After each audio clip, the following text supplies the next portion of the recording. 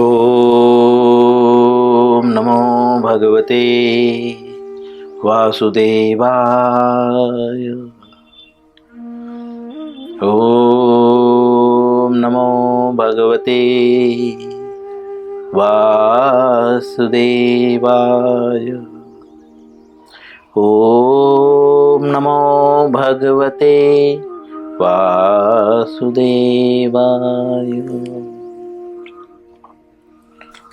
श्री कृष्ण लीलामृत पुस्तक का नाम है अध्याय 44। अध्याय का नाम है कंस का उद्धार।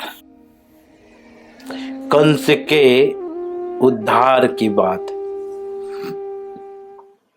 कंस के उद्धार की बात में श्रील प्रभुपाद जी बहुत स्पष्ट रूप से लिखते हैं, क्योंकि कंस जो है 24 घंटे कृष्ण का स्मरण कर रहा था।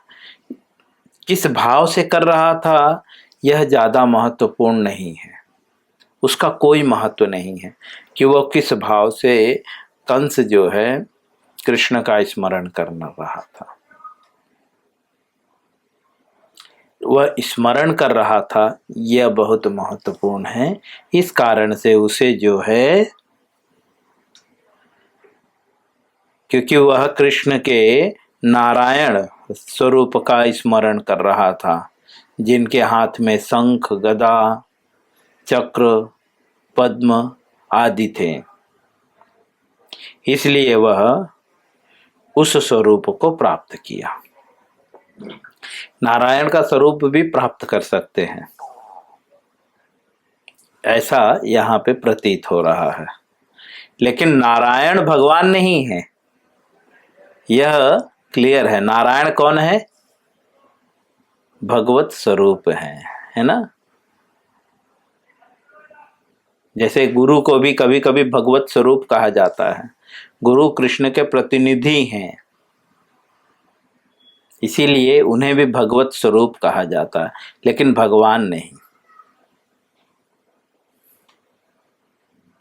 लेकिन यह संसार जो है बहुत जो है मोहमय है। कभी कभी जो है माया के प्रभाव में आकर ज्ञानी व्यक्ति मोह से ग्रस्त होकर स्वयं को भगवान मान बैठता है, या वह भगवान को साइड में करके खुद को ही भगवान कह के और खुद की ही पूजा कराने लगता है, और अपने कर्तव्यों का जो है निर्वाह का जो दायित्व तो भगवान ने दिया है उसे वह भूल जाता है। वह भूल जाता है कि भगवान ने उसे दायित्व दिया है इन बच्चों को संभालने का, और वह गुरु के नाम पे भोग करना स्टार्ट कर देता है। वह सिर्फ प्रयत्न करता है कि ज़्यादा से ज़्यादा शिष्य रहे मेरे, बस। जैसे जो वे बेचारी होते हैं, है ना, वो सोचते हैं कितने बच्चे हो, बस बच्चों की परवरिश हो, ये उनके लिए महत्वपूर्ण नहीं होता, बस बच्चे होने चाहिए। जैसे मुस्लिम लोग, बस बच्चे होने चाहिए, भले ही रोड पे भीख मांगे, ठीक है। वास्तव में ये माता पिता नहीं है।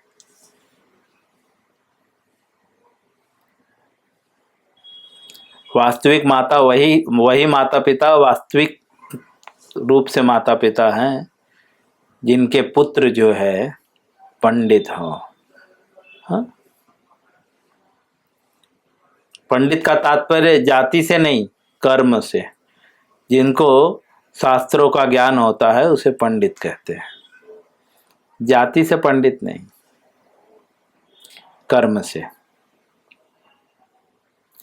ऐसे माता पिता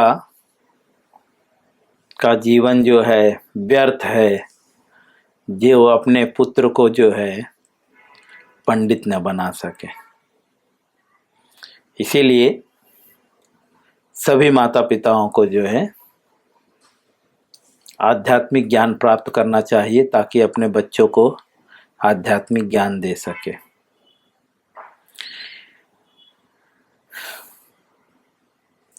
मूल विषय पे आएंगे। जैसा कि कंस को जो है नारायण स्वरूप प्राप्त हुआ। प्रभुपाद जी लिखते हैं अब इस पैराग्राफ में, आचार्यों के मतानुसार कंस को मृत्यु के उपरांत सारूप्य मुक्ति मिली, अर्थात उसे नारायण विष्णु के समान रूप प्राप्त हुआ। प्रभुपाद जी लिखते हैं कि आचार्यों के मतानुसार, प्रभुपाद जी अपना मत नहीं प्रस्तुत करते, ये वैष्णव के लक्षण है। वैष्णव जो होते हैं, जो भक्त होते हैं, वो अपना मत नहीं रखते, हमेशा आचार्यों का मत रखते हैं। ठीक है।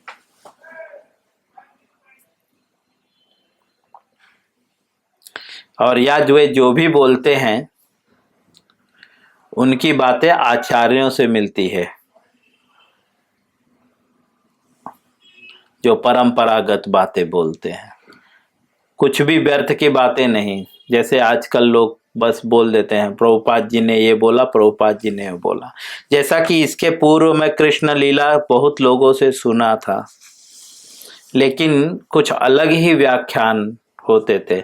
आप चाहे तो स्वयं भी कृष्ण लीला के विषय में सुनिए और प्रभुपाद जी की इस कृष्ण लीला की पुस्तक को पढ़िए, तो आपको लगेगा कि जमीन और आसमान का अंतर है। कृष्ण लीला जो लोग कहते हैं, सभी तो नहीं, कुछ कुछ लोग, तो वो उससे हम कुछ नहीं सीख पाते, लेकिन प्रभुपाद जी यहाँ पे लीलाओं के द्वारा हमें सिखा रहे हैं। भगवान जो भी कर्म करते हैं वह हमें सिखाने के लिए। हाँ, यत यत आचरति श्रेष्ठ, क्योंकि श्रेष्ठ व्यक्ति आचरण करेगा तो सामान्य जनता उनके पद चिन्हों पे चलेगी। इसीलिए भगवान जो है स्वयं आकर आचरण करते हैं। जैसा कि मैंने कहा था कल, चैतन्य महाप्रभु भी स्वयं आए और हमें सिखाए कि भक्ति कैसे करना है। चैतन्य महाप्रभु भगवान है। श्री कृष्ण चैतन्य राधा कृष्ण नाही अन्य। चैतन्य महाप्रभु जो है वे श्री कृष्ण हैं, राधा कृष्ण हैं। राधा कृष्ण के अवतार चैतन्य महाप्रभु हैं, और चैतन्य महाप्रभु स्वयं अपने आचरण से जो है सिखाते हैं कि भक्ति कैसे करनी है, भक्तों को रहना कैसे चाहिए। आपने आचार्य प्रभु जीवेर सिखाए। अपने आचरण से जो है चैतन्य महाप्रभु जीवों को सिखाते हैं।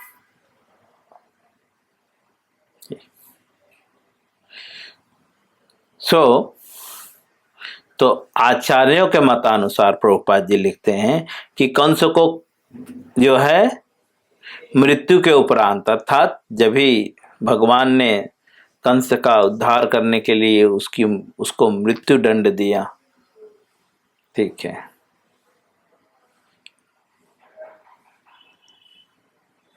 तो उन्हें जो है सारूप्य, अर्थात नारायण जैसा रूप, जैसा नारायण का रूप है सेम वैसा रूप उन्हें प्राप्त हुआ। वैकुंठ लोक में सभी वैकुंठवासियों का रूप नारायण के समान ही होता है। वैकुंठ लोक में जो है प्रभुपाद जी लिखते हैं सभी का रूप, जैसे मृत्यु लोक में सबका रूप कैसा है, दो भुज वाले ना, दो हाथ हैं, दो पैर हैं, है ना। लेकिन वैकुंठ लोक में सबका कैसा रूप होता है, बोलते हैं नारायण स्वरूप। नारायण स्वरूप मतलब चार हाथ होते हैं उनके, और उनके हाथों में शंख गदा पद्म चक्र ऐसा होता है। मृत्यु के पश्चात कंस को मुक्ति प्राप्त हुई,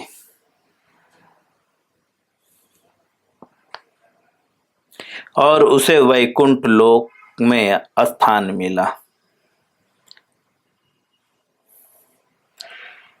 वैकुंठ का मतलब जहां पे कुंठ न हो, झगड़ा न हो, उसे वैकुंठ बोलते हैं। ठीक है।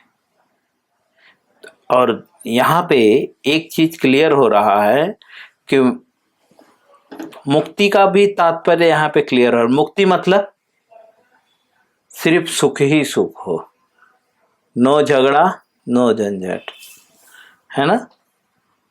जहाँ पे किसी भी प्रकार का कुंठ नहीं है उसे वैकुंठ कहते हैं। ठीक है। तो वैकुंठ में स्थान मिला। इस घटना से हम समझ सकते हैं कि भगवान का शत्रु के रूप में चिंतन करने वाला व्यक्ति भी मुक्ति प्राप्त करके वैकुंठ लोक में स्थान प्राप्त करता है। प्रभुपाद जी कह रहे हैं इस तरह से हम समझ सकते हैं कि भगवान से जो क्या करता है, शत्रु के रूप में चिंतन करता है, तो उसे भी जो है मुक्ति प्राप्त होता है।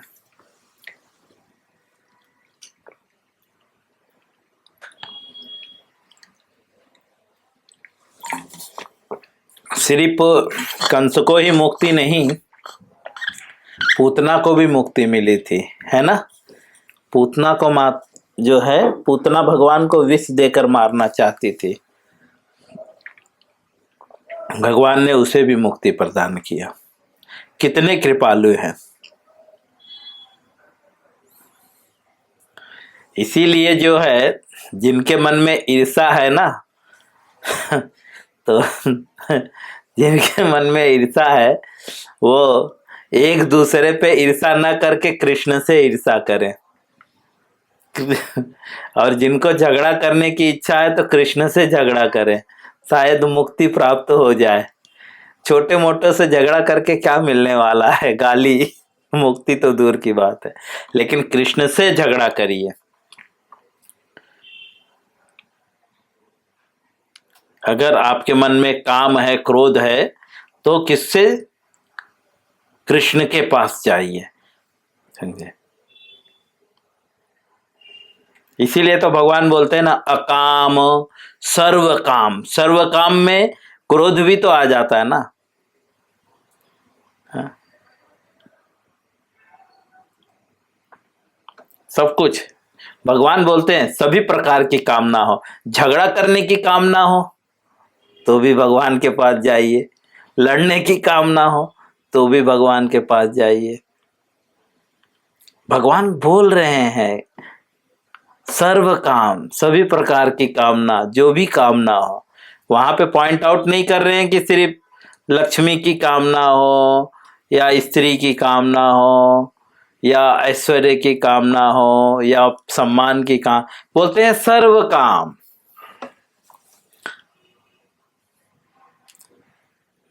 हम लोग कभी कभी प्रयोग भी करते हैं कुछ बच्चों के लिए, इसका हमेशा झगड़ा करने का मन होता है, समझे, इसकी यही इच्छा होती है कैसे झगड़ा करें।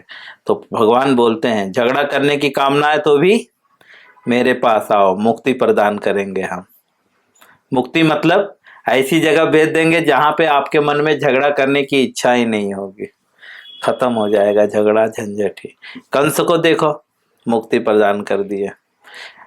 हाँ? और कहाँ पे? वैकुंठ, जहां पे किसी भी प्रकार का कुंठ नहीं।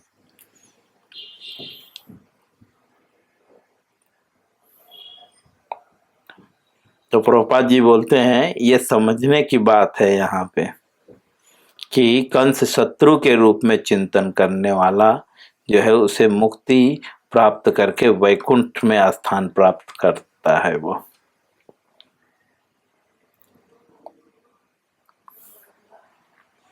इसीलिए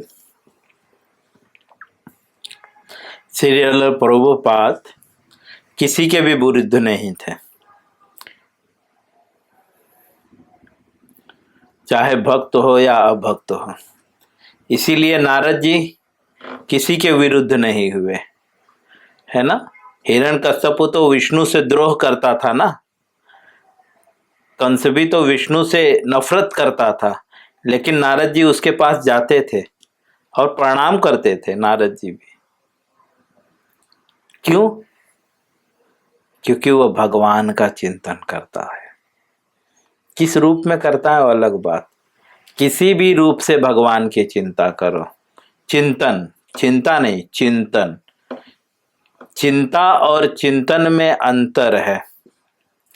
चिंता चिता समान है, चिंता करने से शरीर जो है जलता है और चिंतन करने से शरीर जो है फलता है। दोनों में उल्टा है, चिंतन से जलता है और चिंतन से फलता है।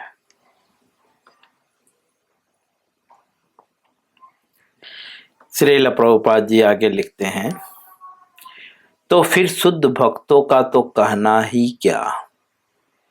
जब ईर्षा करने वाले व्यक्ति को वैकुंठ प्राप्त होता है तो शुद्ध भक्तों का कहना ही क्या, मतलब उसकी क्या, मतलब कितनी तारीफ की जाए उसको। तो हाँ, उनके विषय में क्या बोला जाए। प्रभुपाद जी बोलते क्या बोले उनके विषय में, जो भक्त हैं। लेकिन भक्त कौन है? भक्त का अर्थ क्या है? इस जीवन में या अगले जीवन में, है ना, भौतिक लाभ की आकांक्षाओं से रहित, किसी भी प्रकार की लाभ नहीं, ना धनम ना जन्म ना सुंदरीम, जिसके बिना कोई भी नहीं रह सकता आज के समय में। लेकिन भक्त कैसा होता है? ना धनम ना जन्म ना सुंदरीम, ये तीनों चीजें बहुत महत्वपूर्ण है। धन नहीं रहेगा तो प्रॉब्लम, जन नहीं रहेंगे तो प्रॉब्लम, है ना। हम यही तो चाहते हैं, दे धनम दे जन्म। जन्म मतलब लोग, ज्यादा लोग, फॉलोवर हो मेरे, 1 लाख फॉलोवर, 2 लाख फॉलोवर, ज्यादा लोग हो मेरे क्लास में, कम से कम 200-250 लोग आना चाहिए। ठीक है, कैसे हैं उससे लेना देना नहीं है। भक्ति कर रहे हैं नहीं कर रहे हैं, डांटेंगे ही नहीं, बस उनकी लाइफ कैसी चल रही है वो छोड़ दो। मर रहे हैं, तड़प रहे हैं, जैसे भी हो, बस जन होने चाहिए। और क्या होना चाहिए? सुंदरीम कविताम वा जगदीश काम है। जगदीश मतलब भगवान बनने की इच्छा, मैं कंट्रोलर, समझे। कविताम मतलब ग्लोरिफिकेशन, सब मेरा गुणगान करे, हम यही चाहते हैं, है ना, कोई तो गुणगान करे। लेकिन जो भक्त होता है वो ना धनम, ना धन की कामना है, ना जन्म, ज्यादा फॉलोवर की भी उसकी इच्छा नहीं है, ना सुंदरीम, वो सुंदर स्त्री की भी कामना नहीं करता, वह तो सिर्फ कृष्ण की कामना करता है, सिर्फ कृष्ण। ठीक है, सिर्फ कृष्ण, बस, और कुछ नहीं कामना करता, बस कृष्ण की प्रसन्नता के लिए वह कार्य करता है। उसका सेल्फ सेंस ग्रेटिफिकेशन नहीं होता, निजी इंद्रिय तृप्ति के लिए वह कोई कार्य नहीं करता। यह स्तर बहुत दूर है, बट करत करत अभ्यास ते जड़मति जात सुजान, रसरी आवत जात ते सिल पर पड़त निशान।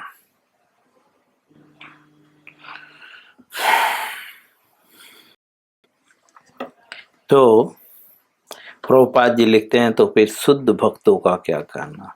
भक्त का तो तात्पर्य हमने समझ लिया, उसमें भी वो शुद्ध हो, प्योर। प्योर मतलब आर्टिफिशियल नहीं कि अरे नहीं हमें कुछ नहीं चाहिए, हम तो बस, आर्टिफिशियल नहीं, प्योर मतलब एक्चुअल वो भक्त होना चाहिए, शुद्ध। उन लोग का क्या कहना। मैं यहीं पे विराम करूंगा, इसके आगे हम कल पढ़ेंगे। हरे कृष्णा।